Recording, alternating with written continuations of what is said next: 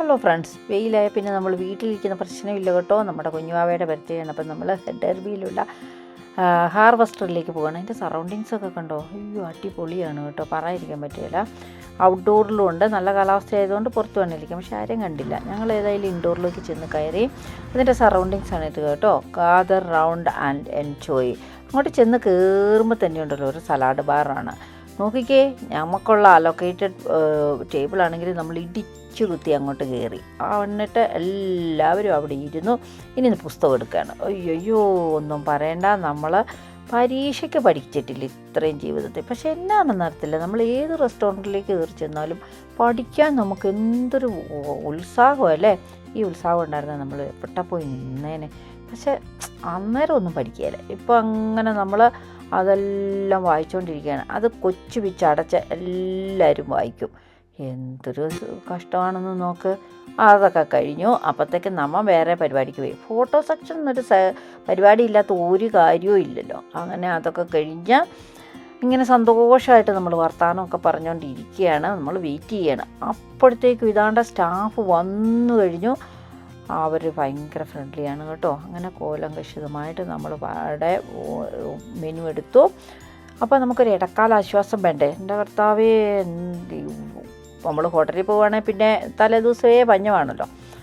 അപ്പോൾ അങ്ങനെ അവിടെ ചെന്ന് കഴിഞ്ഞപ്പോൾ നമുക്ക് ഇടക്കാല ആശ്വാസത്തിനായിട്ട് സലാഡ്, പയർ പുഴുങ്ങിയത്, പരിപ്പ് പുഴുങ്ങിയതൊക്കെ ഓരോരുത്തരുടെ ഇഷ്ടം അനുസരിച്ച് ഇച്ചിരിച്ച് ഒന്ന് എടുത്തു. അങ്ങനെ അപ്പോൾ എനിക്ക് തോന്നി ഇതിൻ്റെ സറൗണ്ടിങ്സൊക്കെ ഒന്ന് പിടിച്ചിടാവുന്ന സൂപ്പറല്ലേ. നോക്കിക്കേ, ബ്രെഡ് ടോപ്പേഴ്സൊക്കെ ഉണ്ട്, അൺലിമിറ്റഡ് ഡ്രിങ്ക്സ്, അതൊക്കെ ചുമ്മാ ഒരു രസം. അതൊക്കെ അങ്ങ് ക്യാച്ചപ്പ് ചെയ്തു. അപ്പോഴുണ്ടല്ലോ അതിൻ്റെ തൊട്ടടുത്തായിട്ട് ഓപ്പൺ കിച്ചണുണ്ട്. എൻ്റെ ദൈവമേ, എനിക്കാണെങ്കിൽ കണ്ടപ്പോൾ ഉണ്ടല്ലോ കൊണ്ടോ തീയാളുവാണേ. ഇപ്പോൾ കൊയിനെ ചുടാനായിട്ട് സ്റ്റാഫാണ് അതിനകത്തോട്ടേക്ക് വെക്കുകയാണ്. എത്ര പേരുടെ കഠിന പ്രയത്നമാണ് അല്ലേ നമ്മൾ രുചിയോടെ ഭക്ഷണം കഴിക്കുന്നത്. എല്ലാ ജോലിക്കും അതിൻ്റെ കഷ്ടപ്പാടും മാന്യതയും ഉണ്ട്. എന്നാൽ ഈ കിച്ചൺ പണി എന്ന് പറയുമ്പോൾ അത് ഇച്ചിരി കഷ്ടപ്പാട് കൂടി തന്നെയാണ്. എന്നാൽ എനിക്കിഷ്ടമില്ലാഞ്ഞിട്ടായിരിക്കും കേട്ടോ. ഈ തീയും ചൂടും പിന്നെ പൊടിയും എല്ലാം അടിക്കണ്ടേ അല്ലേ. കണ്ടോ, മറ്റുള്ളവർക്ക് വേണ്ടിയിട്ട് ഇന്ന് കൊയ്യ് എങ്ങനെ ഇരുന്ന് എന്തുരുകയാണ്. അപ്പോൾ ഉണ്ടല്ലോ ഞാൻ അങ്ങോട്ട് ഇത് കുറച്ച് ഫോട്ടോ എന്നിട്ട് ക്യാച്ചപ്പ് ചെയ്യുന്ന വെച്ചപ്പോഴത്തേക്കും സ്റ്റാഫൊക്കെ ഓടി വന്ന് ചിരിച്ച് കാണിച്ചു. അങ്ങനെ അവരുടെ പ്രയത്നത്തിൻ്റെ ഫലം ഒക്കെ നമ്മൾ രുചിയില്ല, ഉപ്പാണ്, മധുരമില്ല, പുളിയാണ് എന്നൊക്കെ പറഞ്ഞ് നല്ല മുറയ്ക്ക് അങ്ങോട്ട് അടിച്ചു വിടുകയാണ് കേട്ടോ. നമ്മുടെ സ്റ്റാർട്ടർ ഇതുവരെ വന്നിട്ടില്ല. അപ്പോൾ അങ്ങനെ എല്ലാവരും ഇച്ചിരി സലാഡും പയറും പരിപ്പും ഒക്കെ തിന്ന് അങ്ങനെ വയറ് നിറച്ചുകൊണ്ടിരിക്കുകയാണ്. സൂപ്പർ ഫാസ്റ്റ് വരുന്ന സ്പീഡിലാണ് നമ്മുടെ സലാഡ് ഇങ്ങോട്ട് ഓടി വന്നു. നമ്മുടെ സ്റ്റാർട്ടർ സലാഡൊക്കെ കേട്ടോ, സ്റ്റാർട്ടർ. അങ്ങനെ ഇതാണ്ട് സ്റ്റാർട്ടർ എല്ലാവരും പങ്കിട്ടെടുത്ത് എല്ലാവരും ഓർഡർ അനുസരിച്ച്. അയ്യോ, നമ്മുടെ മെയിൻ ഡിഷിങ് വന്നപ്പോഴത്തേനും എലി പുന്നല് കണ്ടതുപോലെ എല്ലാവരും അങ്ങ് ചിരിയായി. പിന്നെ തകർത്തടിച്ചങ്ങ് തീറ്റയല്ലേ. നോക്കിക്കെ, ഉറങ്ങിക്കിടക്കുന്ന കൊച്ചു പോലും ജ്യൂസ് കുടിക്കും. കൊടുക്കുന്ന പൈസ മുതലാക്കുക, അതാണ് നമ്മുടെ പരിപാടി. അങ്ങനെ എല്ലാവരുടെയും വയറ് ഏതാണ്ട് നന്നായിട്ട് നിറഞ്ഞിട്ടുണ്ട്. എനിക്കാണെങ്കിലുണ്ടല്ലോ വയറ് നിറഞ്ഞു കഴിഞ്ഞാൽ പിന്നെ ഒരു അസുഖമാണ്, ഉറക്കം വരും. ഇതിന് ഡോക്ടറെ കാണണം കേട്ടോ. ഞാൻ ഉറങ്ങിപ്പോയി. അപ്പോഴത്തേക്കും നമ്മുടെ ഡെസേർട്ട് വന്നു.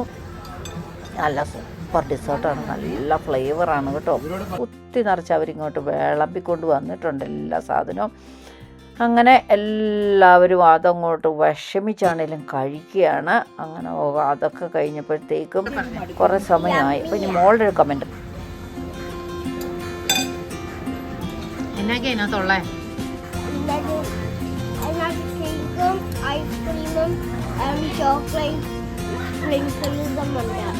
കൊച്ചിന്റെ ബർത്ത്ഡേ കൊച്ചി എൻജോയ് ചെയ്തോ? ഇഷ്ടപ്പെട്ടോ? നീ വരണോ? നീ എന്നാ വരണ്ടേ?